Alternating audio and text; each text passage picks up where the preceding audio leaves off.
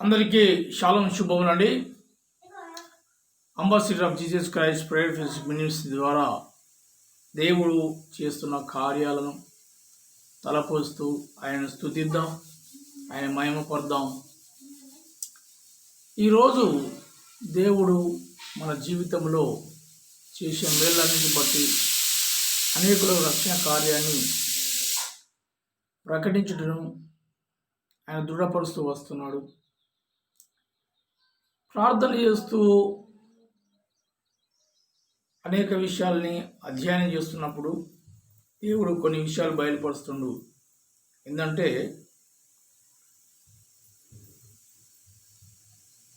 యోహాను సువార్త 3వ అధ్యాయము 17వ వచనం ప్రకారము, లోకము తన కుమారుని ద్వారా రక్షణ పొందడకే గాని లోకమునకు తీర్పు తీర్చుటకు దేవుడు ఆయనను లోకములోనికి పంపలేదు.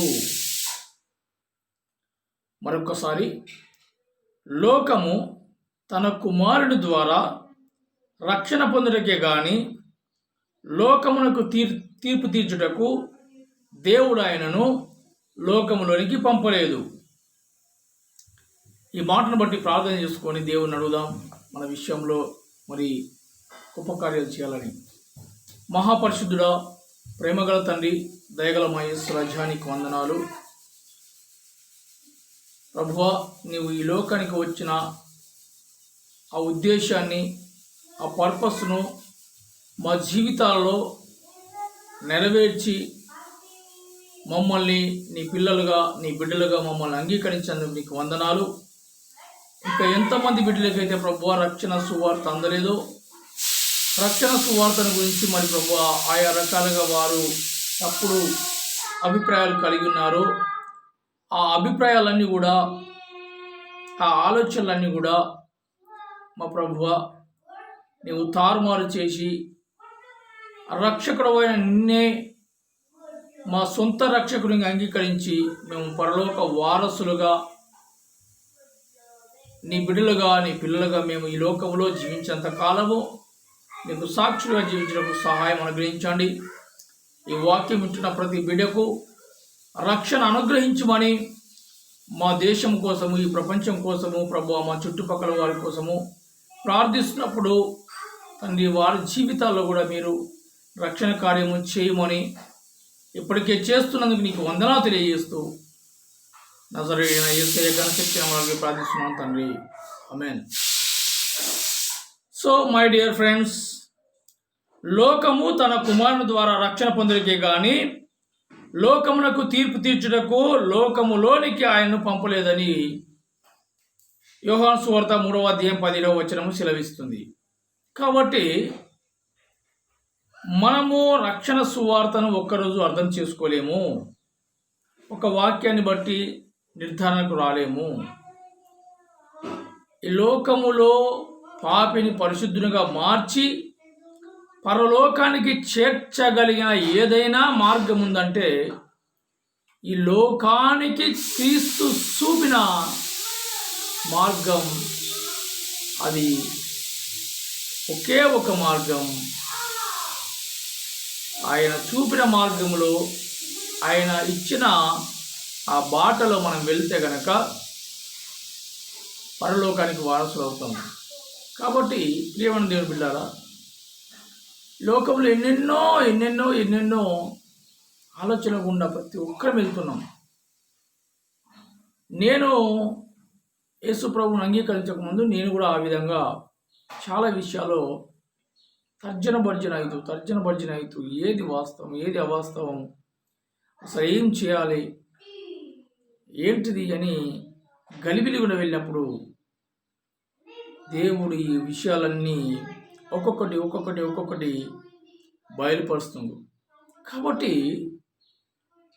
ఈ లోకానికి అంతటికి తీర్పు తీర్చే దినం ఒకటి రాబోతుంది.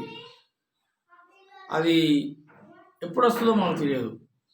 కానీ ఒకటి మాత్రం వాస్తవము, యేసు ప్రభువు మాత్రము ఈ లోకంలోనికి సమస్త మానవాళిని రక్షించడానికి వచ్చాడు. వచ్చి ఆయన కార్యాన్ని సంపూర్ణం చేశాడు. ఆయన కార్యాన్ని సంపూర్ణం చేసి మరి ఆయన మృత్యుంజయుడై తిరిగి వెళ్ళాడు. సో ఇప్పుడు దేవుడు ఏ ఉద్దేశంతోనైతే తండ్రి అయిన దేవుడు కుమారుడైన యేసు ప్రభువుని ఏ ఉద్దేశంతోనైతే ఈ లోకంలోనికి పంపాడో ఆ ఉద్దేశమును యేసు ప్రభువు ఎంతో శ్రమ కోర్చి కష్టాన్ని కోర్చి సిలువ బలియాగం అయ్యి సిలువలో తన రక్తాన్ని కార్చి సిలువపైనే మరణించి ఇన్ని శ్రమలు పొందిండు కదా. దాన్ని అంగీకరించిన వాడు రక్షించబడతాడు, దాన్ని అంగీకరించకపోతే నీకు శిక్ష విధింపబడుతుందని లేఖనాలు సెలవిస్తున్నాయి. ప్రియమైన దేవుని బిడ్డారా, కాబట్టి మనము ఏమి చేయాలి? ఎందుకు కొంతమంది ఈ రక్షణ సువార్తను అంగీకరించలేకపోతున్నారు? అసలు కారణాలు ఏంటి అని చాలా విషయాలు అది అర్థం చేసుకుంటే మనకు అంత ఈజీ కాదు. రక్షణలోనికి వచ్చి రక్షణ సువార్తను అంగీకరించి యేసు ప్రభు అయిన యేసుక్రీస్తును సొంత రక్షకుడికి అంగీకరించడం అంత సులువైన పని కాదు. ఎందుకంటే మన చుట్టుపక్కల ఉన్న ఈ వాతావరణము, ఈ సొసైటీ మన మీద డామినేట్ చేస్తుంది. మనం ఏది మంచిది ఏది చెడ్డది అని ఆలోచించుకునే వరకే మన చుట్టుపక్కల విషయాలన్నీ మన మీద దాడి చేసి డామినేట్ చేసి మనల్ని అవస్థంలోనికి నెట్టుకుపోతాయి. మన చుట్టుపక్కల ఉన్న మనుషుల యొక్క ప్రభావం పడుతుంది. మన చుట్టుపక్కల మనం నివసిస్తున్న ఆ ప్రాంతం యొక్క ప్రభావం మన మీద పడుతుంది. మనం ఇవన్నీ జయించుకుంటూ రావాలంటే అన్నిటిని పక్కన పెట్టి ప్రార్థనలో చూడాలి, కనిపెట్టాలి. అవ్వా ఏంటిది ఈ లోకం, ఏంటిది పరలోకం, ఏంటిది ఈ లోకం, ఏంటిది అసలు వాస్తవం ఏంటిది అని నాకు బయలుపరచు ప్రభువా అని వాక్యం దగ్గరికి వచ్చినప్పుడు మనము ఎట్లా రావాలి వాక్యం దగ్గరికి అంటే, మత్తయి సువార్త 18:3 చెలవిస్తుండ్రు, మనము మార్పు నొంది చిన్న బిడ్డ లాంటి మనసు చేసుకొని దేవుని దగ్గర రావాలి. అంటే దేవుడు ఏది బయలుపరిస్తే అది ఎస్ లార్డ్ అని మనం అంగీకరించడానికి మనస్సు గల ఆ దృఢ సంకల్పాన్ని మనము ఏర్పాటు చేసుకొని రావాలి. లేకపోతే నాకు ప్రపంచం అంతా తెలుసు అని ఆ ఉద్దేశంతో వస్తే, లేకపోతే ఇది దేవుడే కాదు, లేకపోతే ఇది కాదు అది కాదు అని అలాంటి ఉద్దేశంతో వస్తే మనకేది అర్థం కాదు.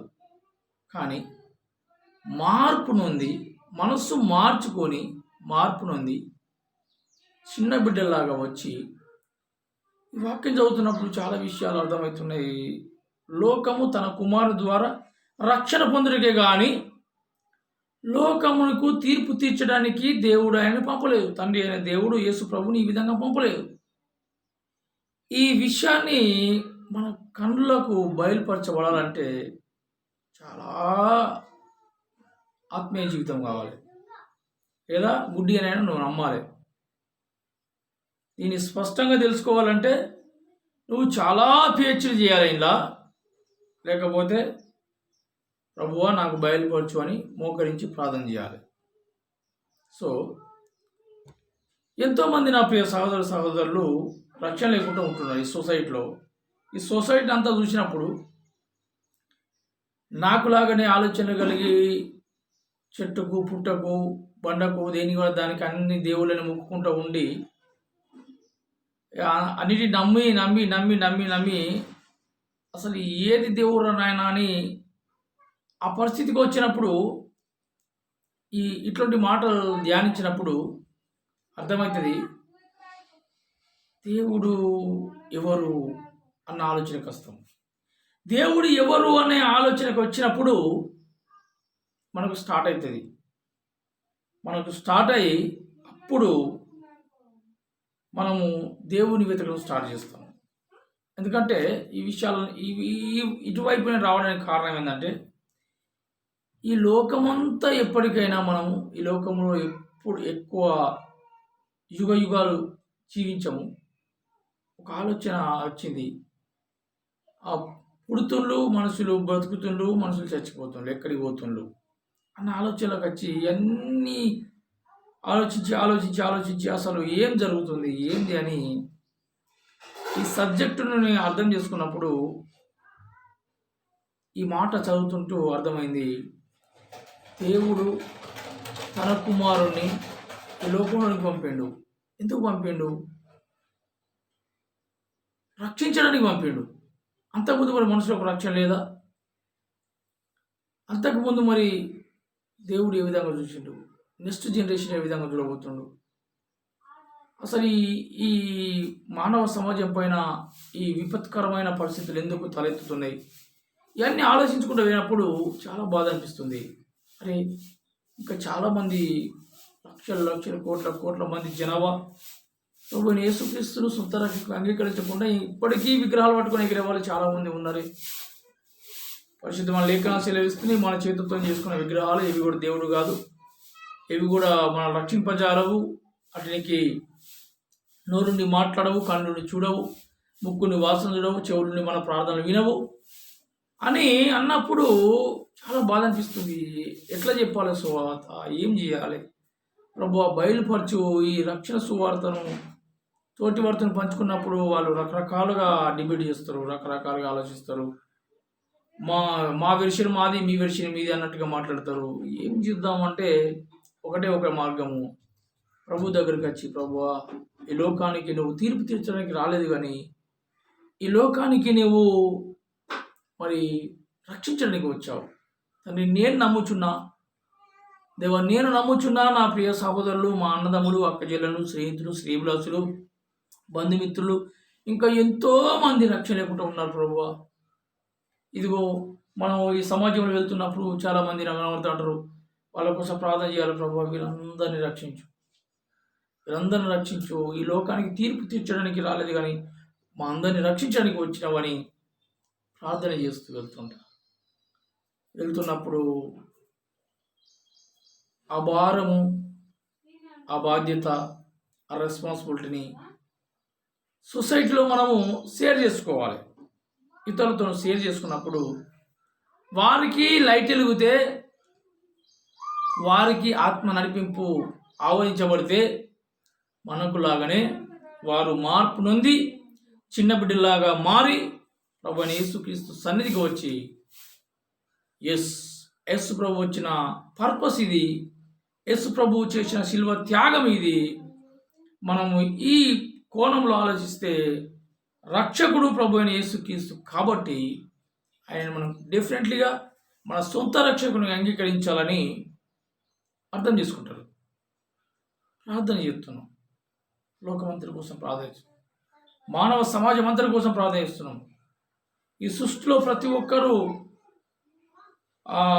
రక్షకుడి దగ్గరికి రావాలి, పరలోకానికి వారసుడు కావాలని ప్రార్థన చేస్తున్నాం. ఎందుకంటే ఈ లోకంలో ఉన్నదంతా శరీరాశ, నేత్రాశ, జీవోడంబము, ఇవన్నీ కూడా వ్యర్థమే. శరీరాశ, నేత్రాశ, జీవోడంబము ఇవన్నీ కూడా మనం ఏం చేయలేము, ఇవన్నీ వ్యర్థం. కొంత ఏజ్ తర్వాత ఇలాంటి ఆలోచనలు ఇంకొక ఆలోచన వస్తాయి. కొంత టైం పీరియడ్ వరకు రకరకాలుగా ట్రీట్ చేసే ఆలోచించే తినిపబడుతుంది. కాబట్టి ప్రియమైన దేవుని బిడ్డలారా, మనము దేవుని విశ్వసించాలి, అట్ ది సేమ్ టైం ఆయన సన్నిధికి రావాలి. ఇప్పుడు దేవుణ్ణి విశ్వసించిన వాళ్ళలో కూడా చాలా రకరకాల బోధలు చేస్తూ చాలా రకరకాల కోణాల్లో వెళ్తున్నారు. సో ఆ వాళ్ళని కూడా చూసినప్పుడు అని రక్షణ అంటే అలా ఉంది, రక్షకుడు ఇలా ఉంటాడు, యేసు ప్రభు ఈ విధంగా ఉంటాడు, మరి వీళ్ళందరూ ఈ విధంగా ఇష్టమైన చేస్తున్నారు కదా అని చూసినప్పుడు అందరికీ స్వాతంత్రం ఇవ్వబడ్డది, ఎవరి స్వాతంత్రం వారది. కాబట్టి దేవుడు వారి మనోనేత్రాలు కూడా తెరిచిలాగున, వారికి కూడా మంచి తలపులతోని వాక్యము దగ్గరికి వచ్చేలాగున. మాకు ఎవరు చెప్పలేదు దేవుని గురించి. చాలామంది చెప్పినప్పుడు మేము దాన్ని డిబేట్ చేసుకుంటూ రకరకాలుగా యేసుప్రభు ఇట్లా దేవుడు ఇతడు అది ఇది అని అన్నీ మేము పిచ్చి పిచ్చి క్వశ్చన్లు అనుకుంటూ మేము ఒకప్పుడు బర్రపడ్డ వాళ్ళమే. సో పౌలు భక్తులు అంటారు కదంటే, తెలియక అవిశ్వాసంతో ఈ కార్యాలు చేసిన కాబట్టి, పనులు చేసిన కాబట్టి కనికరించబడ్డా. కానీ మరి ఇలాంతా తెలిసే చేస్తున్నారు కదా, వీళ్ళు ఇష్టానుసారంగా బ్రతుకుతున్నారు కదా. మేము క్రైస్తవులం అంటున్నారు, వీళ్ళు సిగరెట్ తాగుతున్నారు, మందు తాగుతున్నారు, వారి ఇష్టం ప్రకారం జీవిస్తున్నారు కదా అని మనం జడ్జిమెంట్ చేయడం కాదు, కానీ వారి కోసం ప్రార్థన చేయాలి. నేనైతే అదే చేస్తున్నా. ప్రభువా ఈ బిడ్డలకు రక్షణ దయచేయి అని మనసులో వాని చూసి, ప్రభువా ఈ బిడ్డకు రక్షణ దయచేయి ప్రభువా, వీరికి మారు మనసు దయచేయి ప్రభువా అని ప్రార్థన చేస్తున్నా. ప్రార్థన చేసి వెళ్తున్నా. అంటే నా డ్యూటీ ఏంటంటే, నేను వాని ఆత్మను దేవునికి లింక్ చేస్తున్నా. ఒక సువార్థికునిగా దేవుడికి ఒక వ్యక్తి నా కళ్ళ ముందు తారసపడ్డప్పుడు, ప్రభువా ఈ బిడ్డను దర్శించు, ఈ బిడ్డను రక్షించు, ఈ బిడ్డను కాపాడు, నీ సన్నిధిలో జ్ఞాపకం చేసుకొని ప్రార్థన చేస్తున్నాను. సో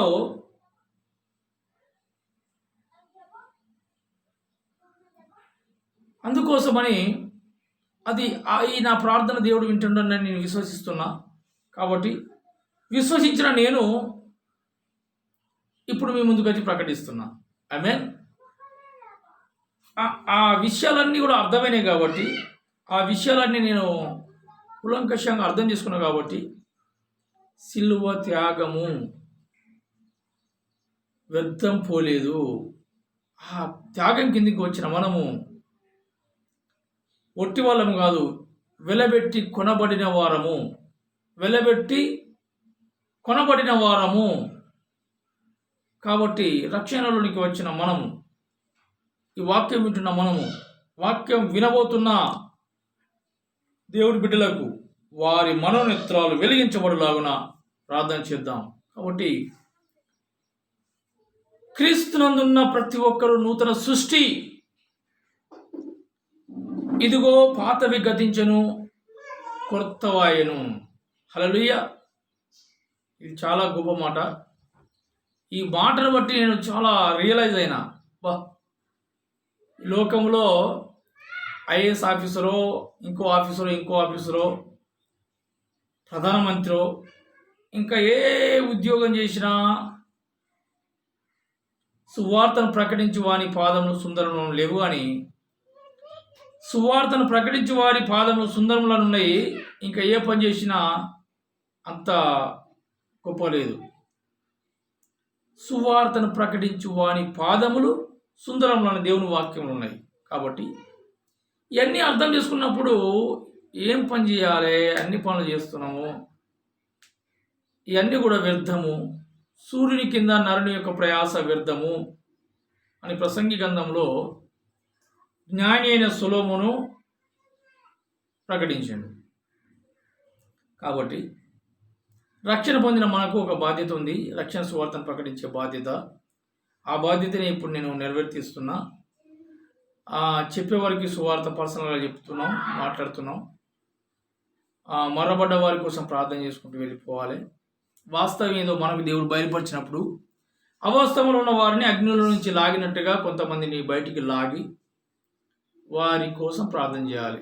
ఇంకెంతోమంది సొంత అన్నదమ్ముళ్ళు, అక్కజీలలో, స్నేహితులు, సేవలు, బంధుమిత్రుల్లో చాలామంది రక్షణ లేకుండా ఉన్నారు. మన దేశ నివాసులలో రక్షణ లేకుండా ఉన్నారు. భూమిపైన ఎంతోమంది బిడ్డలు రక్షణ లేకుండా ఉన్నారు. వీరందరి కోసం ప్రార్థన చేస్తూ, దేవా ఒక విజన్ నాకు దయచేయి. ఎందుకంటే ఎంత పెద్ద బంగులో ఉంటే నువ్వు నూతన సృష్టి లేదు, కానీ ప్రభువైన యేసు క్రీస్తు కిందికి వచ్చినప్పుడు, ఆయన సన్నిధిలో ఉన్నప్పుడు, ఆయన రక్తం కిందికి వచ్చినప్పుడు మనము నూతన సృష్టిగా మార్చబడతామని ఉన్నది. కాబట్టి ప్రేమను దేవుని బిడ్డారా, నేను నమ్ముచున్న యేసు క్రీస్తు ఈ లోకానికి రక్షణ ఇవ్వడానికి వచ్చాడు. యేసు క్రీస్తు యొక్క రక్షణను నోటితో ఒప్పుకొని మన హృదయంలోనికి ఆయన ఆహ్వానించి నా సొంత రక్షకుడు అని ఒప్పుకుంటే చాలు, రక్షణ వస్తుంది. ఇది ఒప్పుకోవడానికి చాలామంది డిబేట్ చేసి, చాలామంది లొల్లి చేసి, మాది ఇది మాది అది, మాకు ఇది అవసరం లేదన్నట్టుగా ఫీల్ అవుతుండ్రు. కాబట్టి దయచేసి దీన్ని ఎవరు తప్పుగా తీసుకోవద్దు. నాకు అర్థమైన విషయాలన్నీ కూడా నేను కూలంకషంగా వివరించాలని ambassador of Jesus Christ prayer fellowship ministry ద్వారా రక్షణ సువార్తను ప్రకటిస్తున్నా. సో అందరూ రక్షించబడాలని అందరి కోసం ప్రార్థన చేస్తున్నాం. అందరూ నూతన సృష్టిగా మార్చబడాలని, అందరికీ మంచి మనసు రావాలని, బీదలకు కనకరించే మనసు రావాలని, నిరుద్యోగం ఈ దేశం నుంచి పోవాలని, ఉన్నవాళ్ళు దోసుకొని పేదలను మరింత ఇబ్బంది పెడుతుండ్రు, ఇవన్నీ పోవాలని, దేవుని యొక్క మనసు ప్రతి ఒక్కరికి ఉండాలని, అందరూ ఆ మనసు కలిగి పరలోక వారసులుగా మారాలని ఆశపడుతూ, మరి రక్షకుడు యేసు ప్రభు ఆయన అంగీకరించండి. ఇదే అనుకూలమైన సమయము, నేడే రక్షణ దినము. ఇది మతం కాదు, మార్గము, సత్యము, జీవము, మార్గమైన యేసు ప్రభువుని మీ సొంత రక్షణ అంగీకరించి రక్షించబడాలని మిమ్మల్ని ప్రేమపూర్వకంగా ఆహ్వానిస్తున్నా. మరి మీరు రక్షణలోకి రావాలని, మిమ్మల్ని దేవుడు నూతన సృష్టిగా మార్చాలని ఆశపడుతూ మరి ముందుకు సాగుదాం. మా ఛానల్ చూడండి. మా ఛానల్లో మీకు ప్రార్థన అవసరతలు ఉంటే ప్రార్థన అవసరం తెలియజేయండి. మా మినిస్ట్రీ కోసం మీరు ప్రార్థన చేయండి, మీకోసం మేము ప్రార్థన చేస్తాం. అందరం కలిసి ఈ భూమి పైన ప్రభు అయిన యేసుక్రీస్తును అనేకులకు పరిచయం చేద్దాం. అందరము ప్రభు అయిన యేసుక్రీస్తు పిల్లలుగా, ఆయన బిడ్డలుగా, శిలువ సాక్షులుగా ముందుకు సాగాలని ఆశపడుతున్నాను. కోర్సు పాడుతూ సదాకాలము నీతో మేము జీవించేదము యేసయ్యా, సదాకాలము నీతో మేము జీవించేదము యేసయ్యా, యేసయ్యా, యేసయ్యా, యేసయ్యా, యేసయ్యా, యేసయ్యా, యేసయ్యా, యేసయ్యా, యేసయ్యా. మహాపరిశుద్ధుల ప్రేమగల తండ్రి, దయగల యేసయ్యా, నీకు వందనాలు. ఎంతమంది బిడ్డలైతే ప్రభువా నీ రక్షణ సువార్తను అంగీకరిస్తున్నారు. అవును ప్రభువా, ఈ లోకంలోనికి నీ కుమారుని పంపింది ఈ లోకానంతటిని రక్షించడానికి కాబట్టి. మా ప్రభువా, మా దేవ, మా రక్షక, ఈ లోకానికి తీర్పు తీర్చడానికి కాదు. ఈ లోకంలో ఉన్న మానవ జాతి అంతా కూడా నీ బిడ్డలే ప్రభువా. ఆదాము సంతతి అయిన మేము నా ప్రభువా, నేటికి ఈ భూమి పైన మేము నీ ప్రేమ, నీ కనికరాన్ని బట్టి మేము ముందుకు సాగడానికి సహాయం చేయండి. ఎన్నెన్నో అపోహాలు, ఎన్నెన్నో మా ప్రభువా ఆలోచన చేత ఈ లోకంలో జీవిస్తున్నామయ్యా. మా ప్రతి నేత్రము నిన్ను చూడాలి, ప్రతి నాలుక నిన్ను స్తుతించాలి, ప్రతి మోకాలు నీ వైపున వంగాలి. ప్రభువా, నీవే మా రక్షకుడు అని మేము తెలుసుకుని ఆ గట్టి భాగ్యము మా ప్రభువా మా అందరికీ అనుగ్రహించమని వేడుకుంటున్నాం తండ్రి. దయగల మా తండ్రి, ప్రేమగల మా యేసయ్య, ఎంతమంది బిడ్డలు రక్షణలోకి రాకుండా ఉన్నారు, ఎంతమంది బిడ్డలు ప్రభువా సైతం చేత పట్టబడి వ్యసనాల చేత బంధించబడి మరి ప్రభువా ఈ లోకంలో కొట్టుమిట్టాడుతున్నారు. వారందరినీ కూడా మీ యొక్క అపారమైన ప్రేమ చేత వారిని దర్శించి మమ్మల్ని బలపరిచి నీ పాత్రగా వాడుకోమని వేడుకుంటూ ఈ వాక్యం విన్న బిడ్డలందరూ కూడా మరి ప్రభువా ఇంకా అనేకులు కూడా రక్షణలోకి వచ్చి నిన్ను మహిమపరిచి నీకు సాక్షిగా జీవించే కృపను మాకు అనుగ్రహించమని మమ్మల్ని మీకు సమర్పించుకుంటూ సమస్త మహిమ ఘనత ప్రభావాలు నీకే చెల్లిస్తూ నజరేయుడైన యేసయ్య ఘనశక్తి నామములో ప్రార్థిస్తున్నాను తండ్రి. Amen, amen. అందరికీ శాలం శుభములండి. Thank you. God bless you.